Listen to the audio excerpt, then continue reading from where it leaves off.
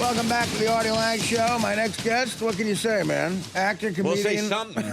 writer, The Simpsons, Spinal Tap, Saturday Night Live, name it. His own radio show on NPR for, what, 70 years? 30 years. 30 years. Last Unbelievable. Sunday. How about that? Of course, the great Harry Shearer. What's up, man? Just trying to recover from the 30th anniversary of a show I shouldn't have been doing Now, for more wait, than 3 did you do like a party? What did you do? Did you No, have, I like, did nothing. I did a radio show and went home. So 30 years. Now, what is your schedule? Once a week? What is the It's show? once a week, Once a week. For an hour. That's enough radio for any human, It don't should you think? be. Yeah. No, not according to us. Well, I know. You did 15 hours. But you, so, I mean, this just started how? I mean, you were, working a lot at the time when it started. Certainly didn't need something else on your schedule. You're making movies. Yeah, but I never did stand-up, so I wanted a place to go play. Okay. Where I was in contact with the audience, but I didn't have to entertain drunks. Yeah, welcome to my life. What did you, why did you never do stand-up? It just, I mean, good money, and you probably could have done it easily. I mean, you seem like a guy who could have done anything comedically to me. But Well, thank you. It never interested me. it never was something you No, wanted to do. I'm interested in doing characters Right. more than standing up and saying, my shrink told me this, and Did you see a stand-up situation where you could do both, though? I mean, like, No. people do, yeah. no, because I'm such a particular kind of person when it comes to doing characters. that Right. I have to do like a lot of makeup and really look like the character and really get into the thing. I'm not like Daniel Day-Lewis in Lincoln. I'm just gonna tell a little story here. But when Daniel Day-Lewis was doing publicity for Lincoln, Right. And it's he's a fabulous actor. It's Sure. a wonderful movie. Steven Spielberg is a distinguished humanitarian. Have I said enough of those? He actually says this. He says, I was so into the character that when I was on the set but not acting, I was sitting in my chair, emailing and tweeting in character. And I'm thinking, what the Lincoln hell? did that all the Yeah. time.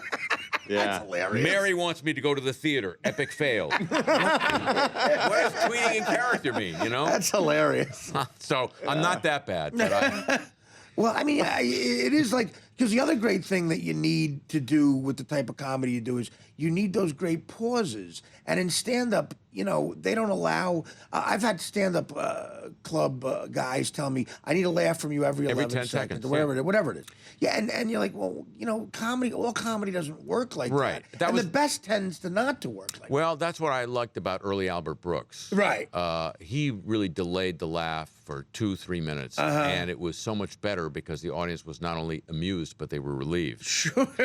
And Jack Benny, Jack Benny was the master. late in right? his Yeah. career, he'd go on the Tonight Show, and he'd start telling his story to Johnny. you see. Yeah. And then he'd just slow down. Yeah. And you'd be thinking, holy Christ, no, don't let this be the night that he loses it. Right. And then, of course, he's got it all under control, comes up with the punchline. And again, the laugh is amplified by the relief that, thank God. That's another great part, a great point you just made about that kind of comedy. The audience gets the added entertainment of that high wire act. Like, Yeah. okay, is this the bit that's going to really bomb? Am I a witness at that point a famous guy bombing and being uncomfortable? And then once the laugh comes, you're like, not only are you laughing, you're like, wow, he pulled it Thank out God it's not a train wreck. he pulled it out of the hat again. Yeah. For younger guys who have the balls to do that, it's even better because they may never get a career if they bomb. Jack Benny, by the time you see him, He had nothing to okay, lose. right. But the young guys who do that, I really have a lot of respect for. By the way, thanks for the urine sample. It's remarkably clear, and I just think That is pure vodka, Harry. What the hell's going on? Do you want ice? No. Oh, okay, good. Never. Some moonshine for you. Speaking of pauses, go ahead. Huge fan of Thank you. Spinal Tap, A Mighty Wind. How did you get in? How did you first start working with Christopher Guest? Christopher had been a friend of Michael McKean's. They'd been partners in a group. And Michael said, when you go to New York, look him up. Chris was working for the National Lampoon. What year was this? 1970.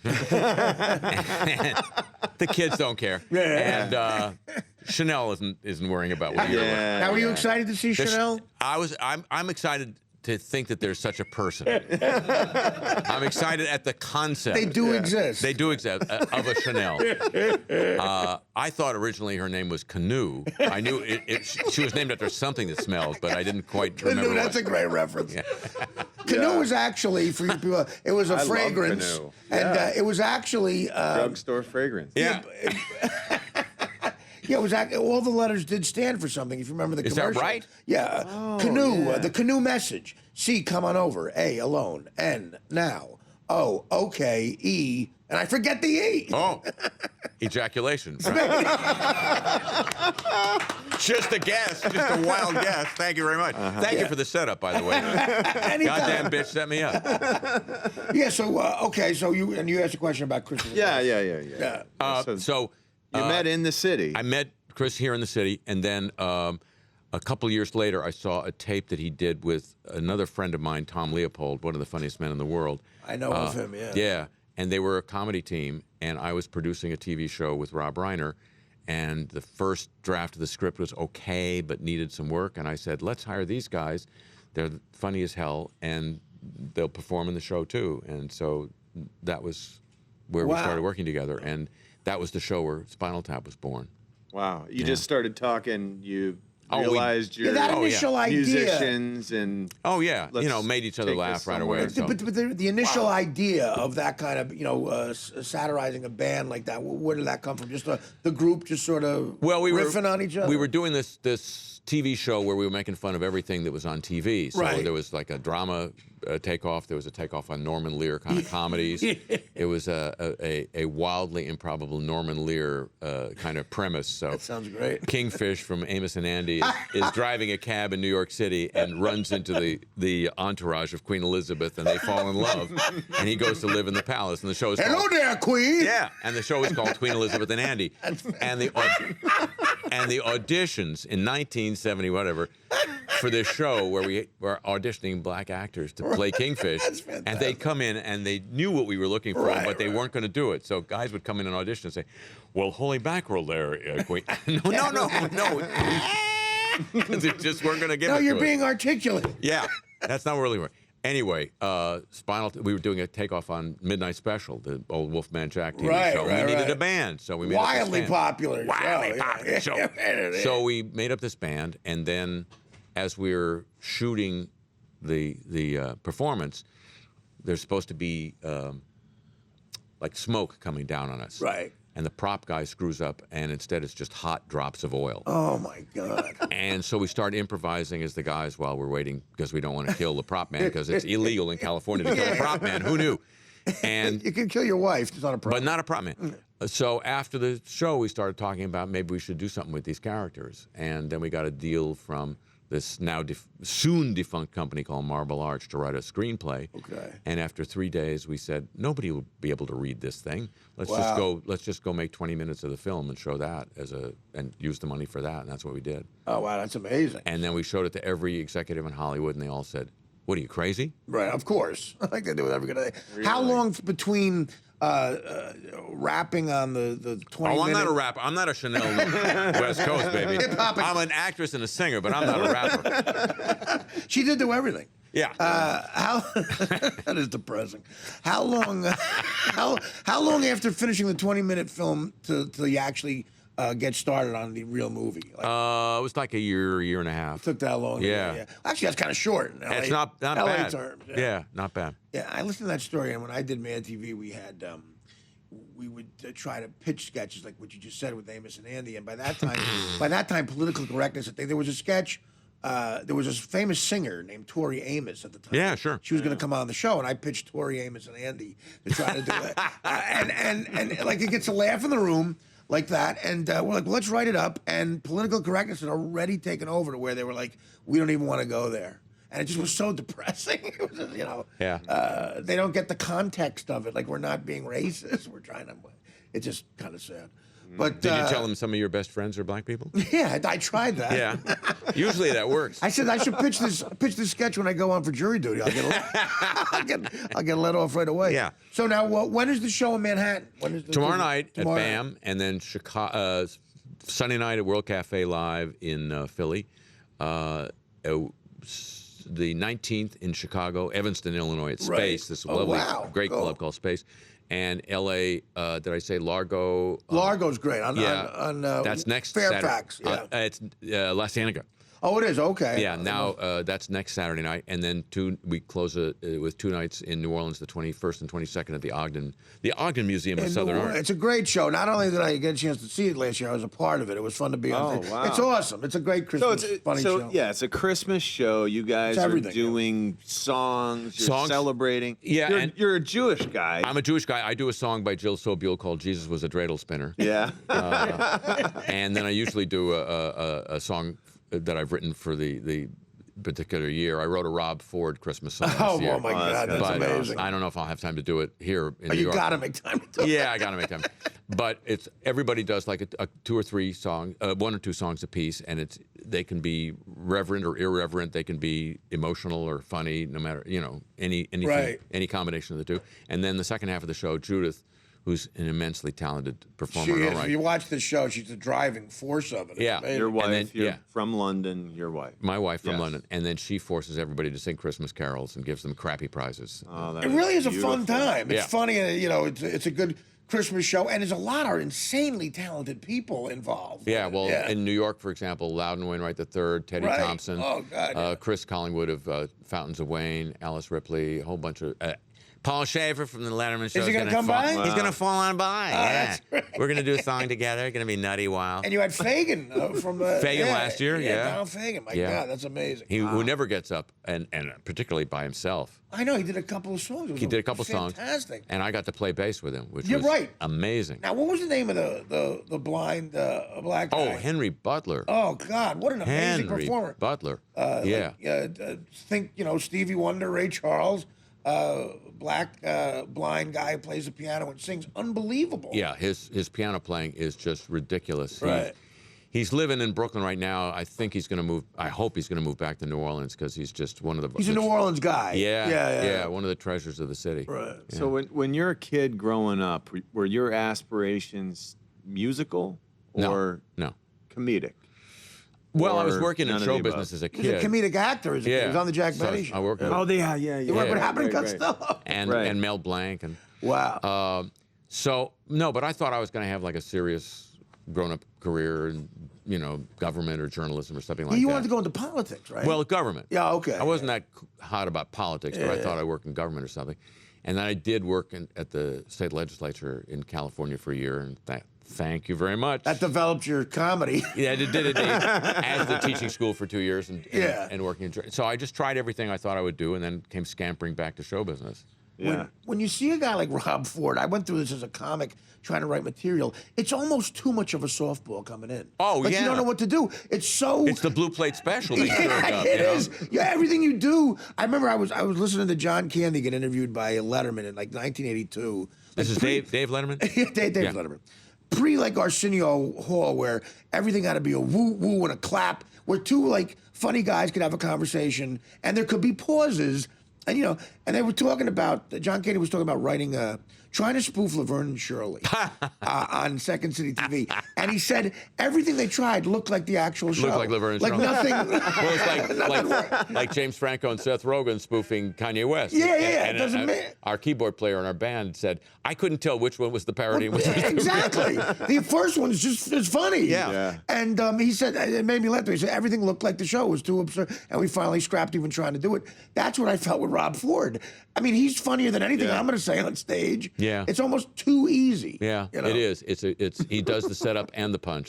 There's nothing left but the cleanup after him. Yeah. But he's achieved a really remarkable thing because he's, for the first time in probably 250 years, he's made Canadians not boring.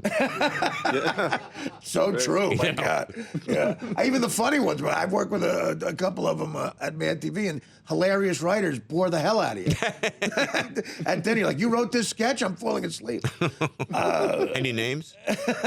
Well, I'll tell you what, Michael Short, Martin Short's brother. Oh, yeah. I found hilarious as a writer, terrible bore. Hey, Mike. I actually wrote a couple of sketches that were one of the funnier moments for myself on the show, but oddly enough, a real tall guy, Michael Short. Wow. Little anecdote for you. So He's what? Martin's brother, and he's tall. Yes, and they look alike in the face. You could tell. Wow. He got the height in the family. He did. Yeah. I mean, really tall. He's six. I Bizarre. think he's 6'5" or something. No way. I'm not kidding you. But you could tell they're not. They're Wow. biologically. You could tell with the face. But little sidetrack there. Now? What about the Simpsons' future? Like, is it just not going to stop or what? Apparently. I mean, are you at all tired of it, or just? I mean, it's I'm tired of it's that a money- question. I'm it's a- tired of that question. It's a money tree growing in your backyard, basically. Yeah. And do you still have fun doing it? I mean, From time to time. Yeah. Yeah. No, I do. It's, you get into the business to be part of a success. now I realize that you saying you're tired of that question really means a lot because you've been asked it now for probably 15 years. Yeah.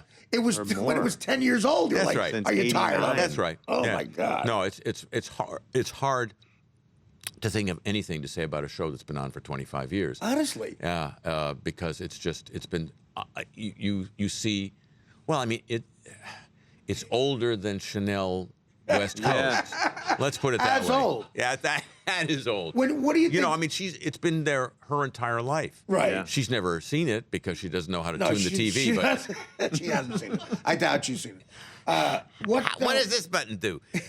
That reminds me of something else. Tori Spelling was coming on Mad TV, and we You had all the Tories. We lost her too. We lost her too because I suggested something called the Tori Spelling Bee, where she had to spell nepotism, and she used it in a sentence that said, "I like nepotism." And it took 3 days for her manager to call back and said, "You won't be ever seeing Oh, my Tori God. Spelling." That's got a sense of humor. So we did it with a blonde girl anyway. We just made her Tori Spelling. Well, what about Seth MacFarlane and people like this? Guys whose careers have been opened by The Simpsons. Do you enjoy his work? Well, I don't He's see. become a billionaire because of it. I know. I don't see his work. You don't watch Family Guy, right? I don't watch most television, to tell you the God's honest truth. Really? I can imagine that. Yeah. But Isn't it amazing that it really is true? Like who wrote Network? What's the name of the guy? who wrote Network? Patty Chayefsky. How like that? Everything came true. Well, except it's worse. Yeah, right? Except it's Except worse. it's worse. Yeah. He thought they still had budgets right. in his world. There's that great scene in Network at the bar when William Holden and Peter Fincher at the bar, and William Holden's going, could you imagine that armed robbery on TV? We'll show you how it really happens, and a person really getting shot. It's not actors. We'll do. He's just saying everything that happened. But I mean, at the time when Patty Chayefsky wrote that, Right. if you turned on the CBS Evening News, they had a bureau in Rome, a bureau in London, a bureau in Paris, Right. a bureau in Tokyo, and they had reporters that reporting the news from those places. It was the heyday of news. Yeah. Yeah. And now, this happened a couple years ago, but I made note of it. NBC was covering one night a story from Pakistan. Yeah. And now let's go to our correspondent in London to cover a story in Pakistan. Why don't you go to your correspondent in Poughkeepsie to cover it? Right. Doesn't make any sense. No, Exactly. it's just they're not in this country. There's So- good Indian restaurants in London. but it's like now there's America and another place called the rest of the world. You're right. Yeah. You're right. And we have one guy in the rest of the world, and now Pretty we've much. covered the news. Yeah, You it's know, fun. I mean, it is crazy. and he never predicted. I mean, he could never have foreseen it would get that bad. Right. That was the only mistake he made. Do you know? Do you ever see the movie Network? No. He's 38 years old. I guarantee that people younger than him. It's basically, a satire of television, but was made in 1976, and it basically predicts. It's about a guy who goes nuts on the air. They're like the Dan Rather of his day. He goes nuts, has this nervous breakdown on the air, and tells everybody to go to the window and say, "I can't take it anymore. I'm mad as hell. Mad as hell. I'm not going gonna to take it anymore." And everybody does it, and it's slowly how he unravels mentally. But the network for ratings keeps it on the air, and eventually gets killed at the end. You're not going to see it. I just ruined it for you, but Spoiler alert. yeah, but and it's just funny. It's 1976, Yeah. and it happened to television. Right. And it was way out there at Right. that time. It was like, oh yeah, come on, that's People going to happen. Right. Never happened. Right. Faye Dunaway's amazing in it. What about movies? Do you like any movies nowadays? I saw a movie. I was on the road with a play in England this year, much of the year, and I was had some time to kill, and the actress that I was co-starring with and I went to see a not very well-known American movie, the last movie by Gandolfini. Oh, well, enough said. Enough said. Right. Like that movie an No awful kidding. lot. Yeah. And Julia is just amazing in it. And Julia it's Louis. great when he plays something different than that character. 'cause Oh, you can God. really see how great of an actor he Yeah. is. Yeah. But I mean, she's great. wonderful. Yeah, She's wonderful in yeah, that Danny movie. saw it, right? You said you loved it. Yeah, I Yeah. want to check that out. It was amazing. She was fantastic in it. Yeah, I want to check that out. Yeah, it's really good. So I'm actually in the position to say, yeah, I've seen a movie this year that I actually like. What was the play you did? Oh, it was an original play written by an English actor named Oliver Cotton, and it was about a husband and wife who came out of the concentration camps. Wow. Cheerful Light little fare. thing. Yeah. And built a life in Brooklyn. And the husband's younger brother, I play the husband, and the husband's younger brother, who's been out of their lives for 30 years, just disappeared. Right. Comes back one night at 11, knocks on the door, and brings what he thinks is fabulous news, which turns out to be news that almost destroys the whole family. Oh, okay. Good. And it's a really amazing play. You can do it over here, maybe? We'd love to, yeah. We did it in London, then we did it in a tour of the fine cities of provincial England. You know, you've heard of Detroit and Cleveland. They have Sure, those. they have those over there. over there. I was just in Cleveland. Yeah. Were you really? I was. I did Oh. stand-up in Cleveland, book signing and stand-up in Cleveland Thanksgiving weekend. Now, that sounds like fun. It but, was. We were doing the Unwigged tour a few years ago, Christopher and Michael and I, and we were playing Cleveland. Right. And, you know, 3rd Street, which is Sure. right near the arena. Been there many a time. Okay, so LeBron was still in town, so it was a hot ticket at the arena. And it was a Monday night. And you're playing as As the ourselves. Tap. No, Oh, as all ourselves. right, That all was the Unwigged tour. Right, Oh, right. got it. We got couldn't it, got afford it. to go Isn't out. Cleveland where you guys got lost? Yes. Yeah. There you go. Cleveland's always in the plot. Yeah. And we're walking down 3rd Street on Monday night to go to dinner, and we're at the other end of 3rd Street from where we're starting out. And there are all these bars and restaurants which clearly have been lured to this spot because they said, this is going to be the new downtown. We're going to light Cleveland on fire downtown. There's a lot of that going on. And every one of them just looked, each one looked emptier than the next until we got to a big sports bar in the corner, and there's like 87 flat screens with ESPN and Fox and all the sports networks, all blazing away in fabulous HD. And at the bar is one guy sitting like this. It's just the most depressing thing. Picture that, Harry, now without LeBron in town. Yeah, exactly. Yeah. Well, what's the name of the play, by the way? The play was called Daytona. Daytona. And it was okay. we got. I didn't read them, but I hear we got very good reviews in England, in London. Stuff, but I'd love to. God, I'd love to see it. Yeah. All right, Daytona. It was an amazing thing to be doing every night, an actual serious play. Right. Well, Daytona. Hopefully, look for that. Hopefully, we'll see it here. I hope so. We're going to take a break, and your lovely wife Judith is going to join us for a segment. No, right? she's Is that not here. allowed? No. Is she not here? No. Oh, she's not. Danny, you got to tell me that. But we got Chanel, Chanel East Coast I here. thought you said that she was going to go. Chanel East Coast? Yeah. Who, if you think Chanel West Coast is wild, I have Chanel Cleveland. Chanel East Coast is 3 hours earlier. All right, well, then Judith is not here. Disappointing, but Harry will do it for another segment. Can you stick around? Yeah. Okay. The great Harry And I'll Shearer. come dressed as Judith after that. The Artie Lange Show, weeknights on Audience, only on DirecTV.